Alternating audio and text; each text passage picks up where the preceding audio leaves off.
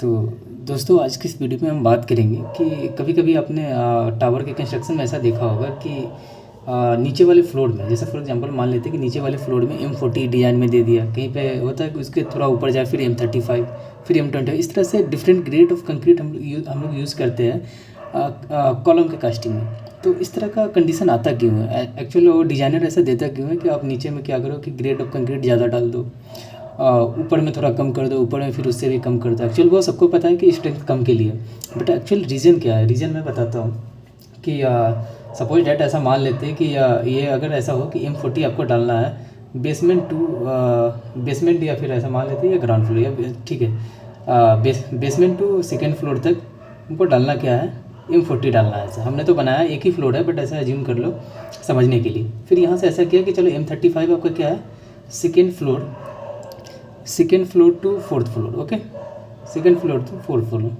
और उसके बाद ऐसा हुआ कि M25 चलो यहाँ से आप टिपिकल यूज़ कर लो कि इसके ऊपर जितना भी जाएगा आप M25 यूज़ कर लो। तो इस तरह का केस हम लोग को देखने को किस लिए मिलता है? जब टावर का कंस्ट्रक्शन होता है। सपोज दैट ये ऐसा कोई बिल्डिंग है मेरा, ठीक है, तो ऐसा फ्लोर है, ये 1 2 3 4 5 6 7 8 ऐसा कुछ करके मान लेते हैं ये G+20 का कोई बिल्डिंग है, ठीक है, ऐसा मान लेते हैं। इसके बीच यहाँ पे कोई कॉलम होगा, इधर भी कॉलम होगा, इधर भी कॉलम होगा, इस तरह से कॉलम बिल्डिंग में प्लेस्ड होगा। अगर इसका प्लान देखें, पहले प्लान से समझते तब जाके आपको अच्छे से समझ में आएगा। हो सकता है बहुत सारे लोगों को प्रॉब्लम हो जाएगा कि एक्चुअली क्या समझा रहा है, तो पहले इसको प्लान को देखते हैं, ठीक है। अगर ये ऐसा कोई प्लान है मेरे पास, अगर इसमें कोई कॉलम दिया गया हो 600/300 का, ठीक है, 600/300, इधर भी कोई कॉलम हो 600/300 का सिमिलर वे में, ठीक है, और इधर भी कोई कॉलम होगा, ठीक है, और इधर भी कोई कॉलम होगा।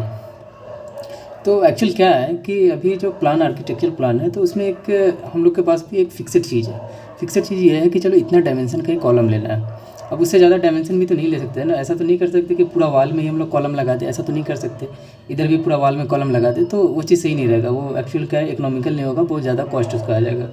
तो कॉस्ट को भी देखना है और बिल्डिंग को भी कंस्ट्रक्शन करना है। तो उस तरह के केस में क्या किया जाता है कि कॉलम का लोड कैरिंग कैपेसिटी बढ़ा दिया जाएगा। जैसे फॉर एग्जांपल मैं आपको अभी समझाता हूँ कि अभी मैं एक फार्मूला लिखता हूँ, ठीक है, उसके बाद आपको इजीली समझ आए। मैं बहुत ज़्यादा डीप में नहीं समझा रहा हूँ इस चीज़ को, बट बेसिकली आप इसका समझना कि बेसिक क्या है इस चीज़ का। क्या होता है कि हर कॉलम का क्या होता है, लोड कैरिंग कैपेसिटी होता है, एक लोड कैरिंग कैपेसिटी, ठीक है, load carrying capacity of column. तो load carrying capacity of column आपको पता होगा कि क्या होता है, इसका formula PU = 0.4 FCK into AC plus 0.67 FY ASC। और सबसे पहले ये जान लो कि इसमें क्या FCK क्या है, इसका ग्रेड ऑफ कंक्रीट या फिर कंप्रेसिव स्ट्रेंथ FCK है, कंप्रेसिव स्ट्रेंथ। सिमिलर वे में AC क्या है, होता है यहाँ पे एरिया ऑफ कंक्रीट,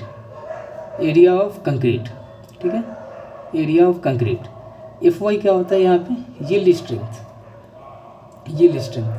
किसका होगा, स्टील का होगा, और कंप्रेसिव स्ट्रेंथ किसका होगा, कंक्रीट का होगा। ASC क्या है, आप area of steel in concrete, क्या है, area of steel in concrete, ठीक है। ये पॉइंट को आप याद रखें, यही इसका बेसिक है। इसी के बेसिस पे वो डिज़ाइन को कंसिडरेशन किया जाता है। फॉर एग्जांपल हम लोग ऐसा मान लेते हैं कि ये वाला मेरा फ्लोर है, ठीक है, इस पर अगर कुछ समथिंग लोड आ रहा है, इस पर मान लो कि ऊपर वाले फ्लोर पे ऐसा कुछ लोड आया, इसके नीचे वाले फ्लोर पे, ठीक है, नीचे वाले फ्लोर पे मान लेते हैं ऐसा कि 1000 किलोन्यूटन का इस पर लोड आ रहा, ठीक है। सिमिलर वे में जितना नीचे जाएंगे, अभी बेसिक तो यही है कि अभी जितना नीचे जाएंगे लोडिंग उतना ज़्यादा बढ़ते जाएगा इसके नीचे में, यानी सबसे कम लोडिंग उसके ऊपर वाले फ्लोर पे होगा, उससे ज़्यादा इस पे, उससे ज़्यादा इस पे, उससे ज़्यादा इस पे। इसी तरह से सिमिलर वे में सबसे नीचे वाला होगा उस पर लोड सबसे ज़्यादा होगा। इस तरह से मान लेते हैं कि इसके बीच वाले में ऐसा कुछ लोड आ रहा है, समझ के 2000 किलोन्यूटन, ठीक है। जस्ट इसको समझना, बेसिक समझो, ठीक है। और एक्चुअल में पूरा डीपली नहीं बता रहा हूँ, बेसिक समझो कि एक्चुअल ऐसा करना क्यों पड़ता है। और इसके मान लेते हैं इसके ऊपर वाले फ्लोर, यानी फर्स्ट ग्राउंड फ्लोर के ऊपर ऐसा कुछ लोड आ रहा है कि 3500 किलोन्यूटन का लोड आया कॉलम के ऊपर, ठीक है। ये कॉलम का लोड है, एक्चुअली फ्लोर पे लोड में नहीं दिखा रहा हूँ, ये कॉलम का लोड, कि कॉलम पे 3500 किलोन्यूटन लोड कहाँ पे आ रहा है, ये इस पे फर्स्ट फ्लोर पे, ठीक है, या फर्स्ट फ्लोर या ग्राउंड फ्लोर पे कहीं भी लोड आ रहा है ऐसा।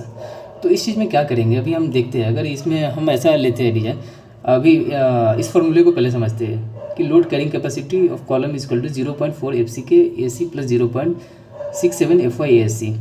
तो FC के क्या है, कंप्रेसिव स्ट्रेंथ ऑफ कंक्रीट है। तो चलो हम कंप्रेसिव स्ट्रेंथ के जगह पे M20, 25, 30, 35, 40 जितना भी हमारे पास ऑप्शन है हम यूज़ कर सकते हैं।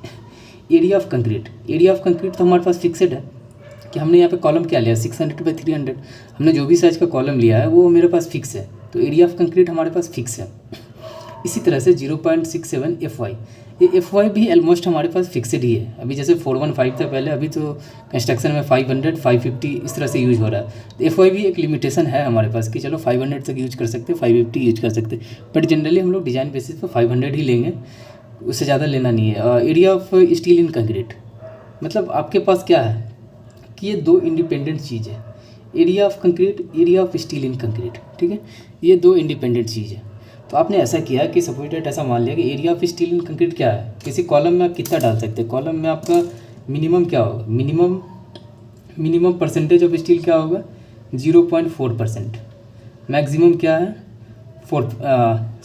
मिनिमम 0.8%, मैक्सिमम 4% से मैक्सिमम आप किसी कॉलम में आप स्टील नहीं लगा सकते, उससे ज़्यादा लगाएंगे तो क्या कंक्रीट करने में नहीं बनेगा, वो फिर बेकार हो जाएगा। 4% से ज़्यादा लेना ही नहीं है स्टील, वो as per Indian standard code के हिसाब से। तो ये भी हमारे पास लिमिटेशन हो गया, चलो 4%।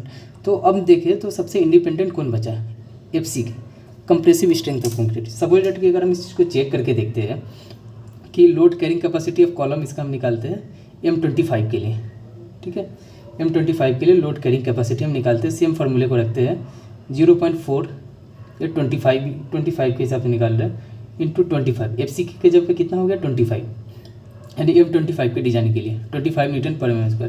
AC एरिया ऑफ कंक्रीट भी हमारे पास फिक्सेड है 600 × 300, यही होगा ना एरिया ऑफ कंक्रीट 600 × 300, ठीक है, प्लस 0.67 FY भी ऑलमोस्ट फिक्स है, तो वो 500 का हम लोग लेते हैं, 500 यानी FY 500 का हम लोग ले रहे हैं यहाँ पे। Area of steel in concrete ऐसा मान लेते हैं कि हम area of steel in concrete मान लो कि 2600 आ गया, 2 मीटर 600 ऐसा ले लेते हैं। एक्चुअल में उसको निकालने नहीं जा रहा हूँ कि AC कितना आना है, बट ऑलमोस्ट इतना ले लेते हैं। चलो मैं कैलकुलेशन भी एग्जैक्टली नहीं कर रहा, बट उसको समझाने के लिए मैं आपको कर रहा हूँ कि इतना ले लिया, ठीक है। तो इसका वैल्यू क्या आ जाएगा 2704,500 हो गया न्यूटन। इसको किलो न्यूटन में करेंगे, 1000 से डिवाइड करेंगे तो कितना आएगा 2704.5 kilo Newton.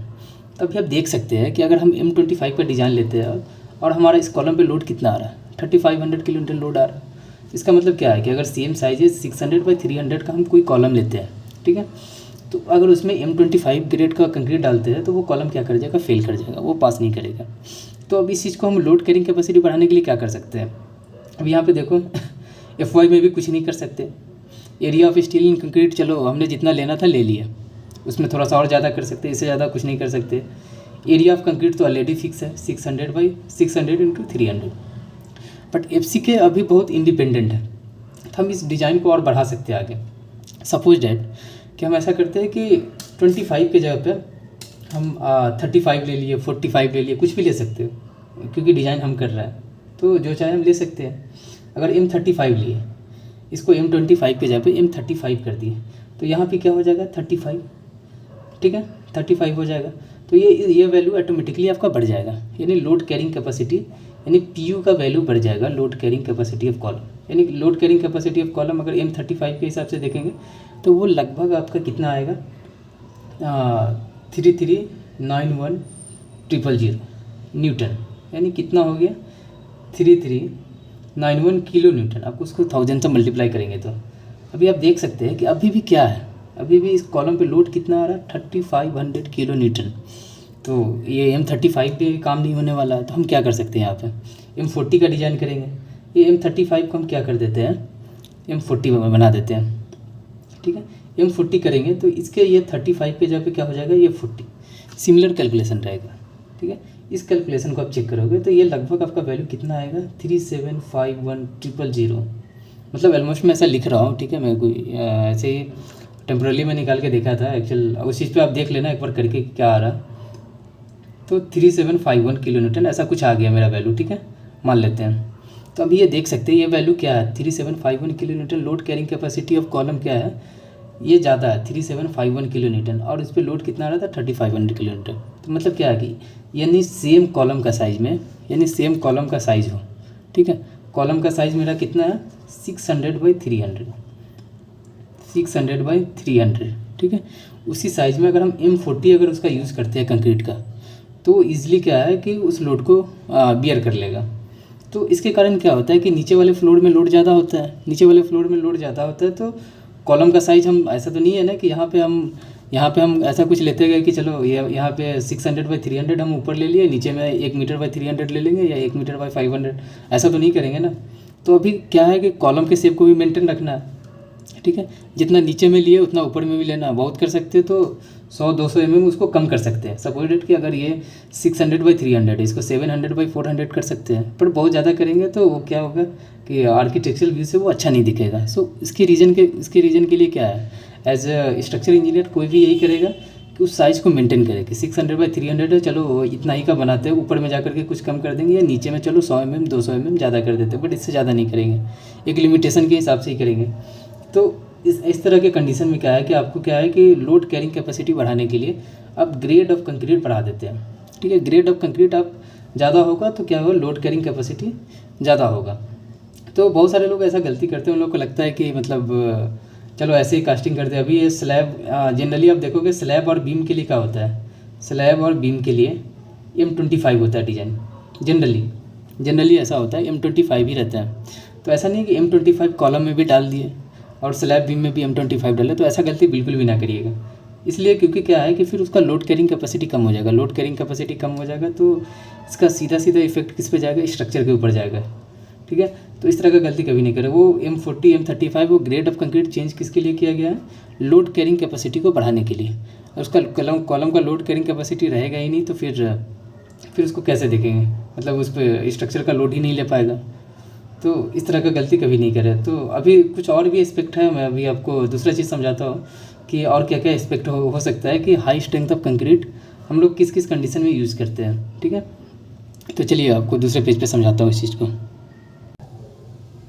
Strength of concrete, tensile strength of concrete, ठीक है। जनरली तो कंक्रीट का क्या होता है, कंप्रेशन में ज़्यादा वो डोमिनेंट होता है, बट वो टेंसाइल स्ट्रेंथ को भी रजिस्ट करता है कितना, 0.7 √FC के, ठीक है, 0.7 √FC के। अब ये देखो, अब ये 0.7 √FC के है। सपोज डेट अगर हम M25 ग्रेड का हम लेते हैं कंक्रीट, क्या M25 का, तो इसका टेंसाइल स्ट्रेंथ का क्या वैल्यू आएगा, 0.7 √25, ठीक है।